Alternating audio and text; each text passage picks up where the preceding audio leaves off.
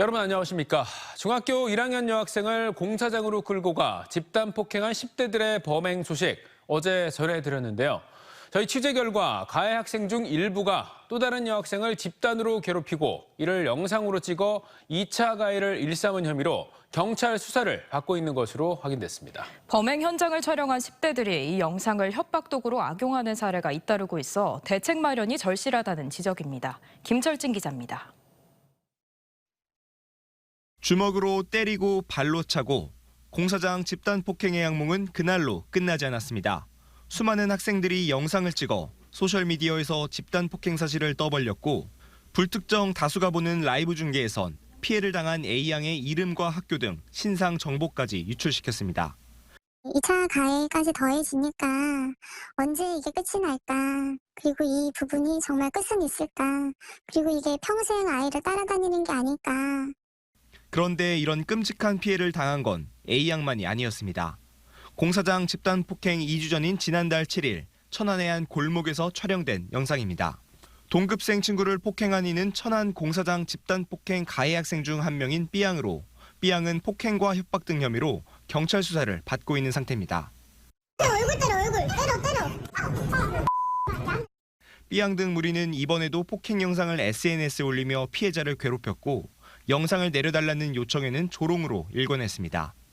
페이스북, 인스타 스토리에 돌아다니면서 언제 멈출지 모르잖아요. 멈춰졌다 싶으면 또 나타나고 그러다 보니까 아이가 의욕도 없고 정말 트라우마로 자리 잡혀서 지난달 대전에서는 여고생을 모텔에 감금해놓고 집단 성폭행하는 모습을 온라인 생중계한 10대 일당이 검거되기도 했습니다. 전문가들은 청소년들이 영상 촬영을 통해 범행을 과시하는 동시에 일종의 증거를 남겨 협박 수단으로 악용하고 있다고 분석합니다. 피해자, 하나의 대상자만을 제압을 했다라고 생각을 하지만 이것이 동영상을 찍어서 동영상을 올리면서 자기가 더 다른 사람한테 위협감, 존재감을 나타내는 과시욕에 의해서 그러한 행위를 10대들의 범행 장면이 담긴 동영상들이 온라인 커뮤니티를 통해 유포되고 있는 만큼 이에 대한 규제가 필요하다는 지적도 나옵니다. TJB 김철진입니다. 최근 대전에서 잇따라 발생한 전세 사기로 많은 세입자들이 고통을 호소하고 있죠. 특히 전세 사기를 벌인 업자들이 자금의 87%를 새마을금고에서 대출받아 건물을 지었는데요. 이 가운데 36%가 대전의 한 지역 새마을금고에서 실행된 대출로 확인돼 논란이 되고 있습니다.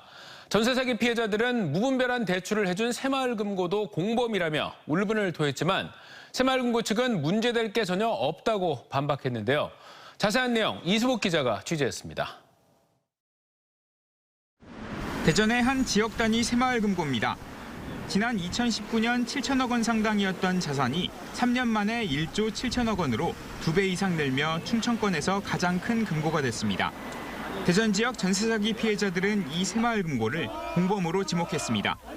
전세 사기 피해 건물 150여 곳 가운데 48곳, 3곳 중 1곳꼴로 해당 지역 새마을금고에서 대출이 이뤄졌기 때문입니다. 피해자들은 새마을금고가 전세 사기 위험성이 큰 줄 알면서도 대출을 해줬다고 비판했습니다. 대출 뒤엔 이자로 수익을 얻고 건물이 경매로 넘어가더라도 선순위 채권을 가지고 있기 때문에 손해볼 일이 전혀 없다는 겁니다. 그 무분별한 대출로 이제 임대인들에게 대출을 계속해서 남발하고 있기 때문에 전세 사기 피해가 계속 연달아서 끊임없이 일어나고 있는 그런 상황인 겁니다. 그러면서 임대업자들에게 대출해준 액수를 공개하고 정부의 특별감사도 촉구했습니다. 감독기관인 행정안전부는 새마을금고의 의혹에 대해서 특별감사를 실시하기를 바랍니다. 이에 대해 해당 새마을금고 측은 적법한 절차대로 대출을 실행했을 뿐 문제될 게 없다는 입장입니다. 다른 금고에 비해 3배 이상 규모가 크다 보니 대출 건수도 많아졌고 그만큼 전세 사기 피해 건물도 많아질 수밖에 없었다는 겁니다. 아울러 새마을금고 중앙회와 행정안전부 감사, 경찰 수사에서도 적발 사항이 없었다고 덧붙였습니다. 경찰청에서 요청을 해가지고 저희가 8월달하고 9월달에도 또 중앙회하고 행정부와 같이 합동 검사를 받았고 거기서 임직원에 대한 건 전부 다 무혐의가 나왔고. 하지만 피해자 대책위원회는 전세 사기를 벌인 업자와 새마을금고 간 대출 과정에서 특수관계에 의한 이익이 발생했는지 여부에 대해 경찰에 추가 수사를 요구할 계획이어서 논란은 쉽게 가라앉지 않을 전망입니다. TJB 이수복입니다.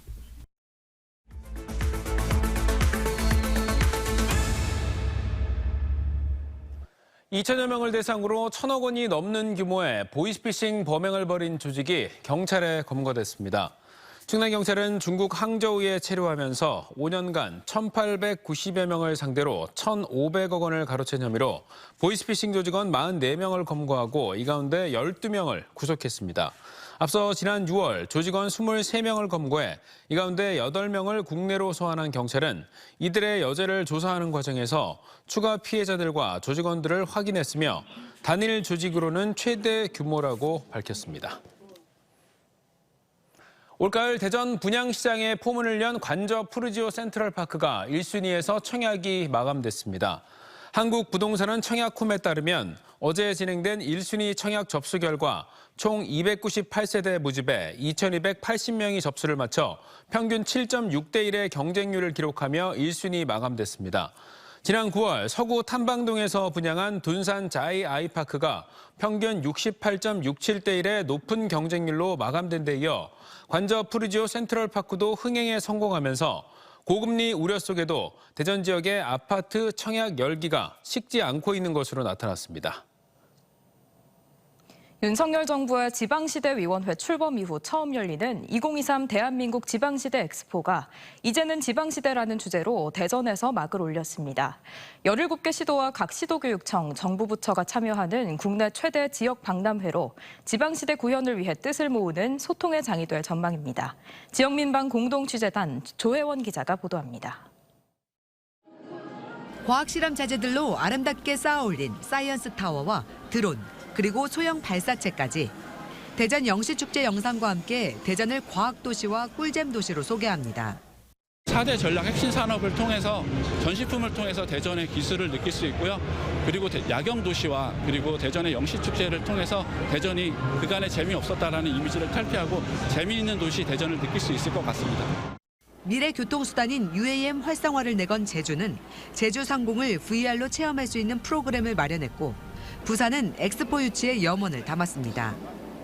AI 중심 도시 광주는 반도체 웨이퍼로 만든 작품과 함께 대화하는 인공지능 두상을 선보여 눈길을 끌었습니다. 어떤 질문이든 환영이에요.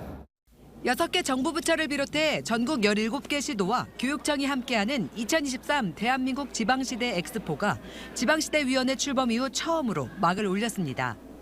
지방과 중앙의 균형 발전을 위한 성과, 정책들이 제대로 전시되어 있기 때문에 대한민국 균형 발전의 초석이 될 대전 지방시대 엑스포를 많이 관람해 주시면 감사하겠습니다. 내일 열리는 기념식에선 지방시대위원장과 정부부처 장관, 시도지사 등 500여 명의 정부 주요 인사들이 모여 지방시대 구현을 위한 뜻을 모읍니다. 지난 7월 지방자치 분권 및 지역 균형 발전에 관한 특별법 시행과 함께 윤석열 정부의 차별화된 지방시대 비전과 정책도 소개합니다. 지방시대 종합계획의 내용을 발표를 드리고 각 시도별로 그 계획을 홍보하고 국민들에게 알리는 그런 성격을 가진 엑스포입니다. 교류와 소통의 장이 될 2023 대한민국 지방시대 엑스포는 오는 금요일까지 이곳 대전 컨벤션 센터에서 열립니다. 민방 공동취재단 조혜원입니다. 자신이 과거 10,000원가량의 병원 물품을 사용했다며 손편지와 현금을 보내온 한 대학생의 사연이 알려지며 훈훈함을 주고 있습니다. 지난 24일 대전 건양대병원 앞으로 과거 자신이 12,750원어치의 병원 물품을 개인적으로 사용했다며 용서해주면 좋은 사람이 되겠다는 내용의 손편지와 현금 13,000원이 담긴 봉투가 도착했습니다. 작성자는 자신이 건양대학교 재학생으로 돈이 생기면 갚기 위해 오랜 기간 생각해왔다고 밝혔습니다. 재정난에 허덕이고 있는 세종시가 공공건축물 건립비까지 부담할 위기에 놓였습니다. 행복도시 건설청이 100% 국비였던 행복도시 공공시설물 건립비의 절반을 세종시가 분담하도록 계획안 변경을 추진하고 있기 때문인데요. 역대급 세수 결손으로 사상 초유의 1,000억 원대 감액 추경을 해야 하는 세종시 입장에선 그야말로 설상가상입니다. 장석영 기자입니다. 지금까지 세종시에 지어지는 공공건축물들은 100% 국비로 건립됐지만 내년부터는 건립비의 절반을 세종시가 내야 할 전망입니다. 행복도시 건설계획은 단계별로 재원 부담 주체가 국가와 지자체, 사업 시행자로 구분되는데 그동안은 재원 조달 계획에 명확한 분담률이 적시되어 있지 않아 세종시는 재정적 부담에서 벗어나 있었습니다. 그런데 최근 감사원에서 타 시도와 형평성을 들어 세종시 분담률을 명시하라고 했고 행복청이 국비 50%, 지방비 50%로 계획안을 변경 중입니다. 이렇게 될 경우 5개 정도의 건물을 더 지어야 하는데 세종시가 부담해야 하는 비용이 1,500억 원 정도가 될 것으로 예상됩니다. 당장 복합 커뮤니티 센터 3곳과 광역 복지센터 2곳이 건립될 예정인데 문제는 열악한 재정 상태입니다. 부동산 경기 침체로 세종시 세수가 급격히 줄면서 올 하반기 1,000억 원의 감액 추경을 해야 했고 이를 피하기 위해 통합재정 안정화 기금까지 끌어다 쓰면서 시 채무가 6,900억 원에 달하는 상황입니다. 세종시는 행복도시 내 공공건축물은 국가사업인 만큼 전액 국비로 진행해달라는 입장입니다. 아직까지 자족 기능이 부족하고 세수도 부족합니다. 행복도시가 국가균형 발전이라는 큰 목표를 가지고 출발한 점을 고려할 때 여전히 국가의 역할은 중요하다는 생각입니다. 행복청은 추진위원회의 심의를 거쳐 올해 안에 재원 조달 계획 변경안을 최종 확정할 방침이라며 다만 세종시에서 분담률 조정에 대한 명확한 요청이 들어오지 않아 추후 요청이 있을 경우 논의하겠다고 밝혔습니다. TJB 장석영입니다. 자동차 부품 기업인 은성전장이 2030년 내포신도시 국가산단에 입주하기로 확정하고 홍성군과 투자 양해각서를 체결했습니다. 내포신도시 국가산단에는 현재까지 100여 개 기업이 입주 의향을 밝힌 가운데 기업과 MOU를 체결한 것은 이번이 처음으로 충남도와 홍성군은 국가산단을 탄소 중립과 친환경 미래 신산업 혁신 거점으로 키울 계획입니다. 건설 경기 침체로 지역의 주택 착공 면적과 인허가 면적이 크게 감소한 것으로 나타났습니다. 국토교통부 조사 결과 전국적으로 올 3분기 건축 인허가 면적이 지난해 같은 기간에 비해 32.8% 줄어든 가운데 대전은 82.5%, 충남은 43.8%, 세종은 53.2% 인허가 면적이 줄었습니다. 착공 면적도 대전과 충남이 각각 67.5%와 68.5%, 세종도 21.4% 줄어드는 등 지역의 건축 인허가 착공 면적의 감소폭이 두드러졌습니다. 불법 주정차 단속을 하던 공무원에게 욕설을 하고 폭행까지 저지른 혐의로 기소된 60대에게 징역형의 집행유예가 선고됐습니다.